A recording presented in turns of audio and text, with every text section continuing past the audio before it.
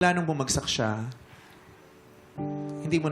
wala ka nang narinig na salita sa kanya. Wala na. Huling salita mong narinig yung aray.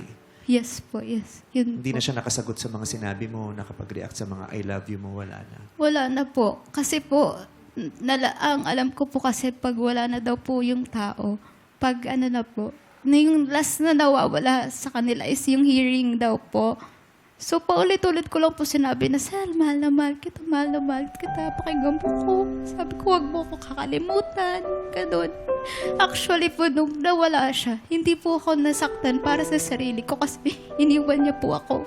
Nasaktan po ako kasi hindi ko po alam kung anong mangyayari sa kanya. Kung okay lang ba siya dun, kung gusto niya ba dun. Kasi po, marami po siyang pangarap, hindi lang para sa amin, hindi lang para sa pamilya niya. Yun po sobrang dami po. Kaya parang sobrang sakit lang po isipin na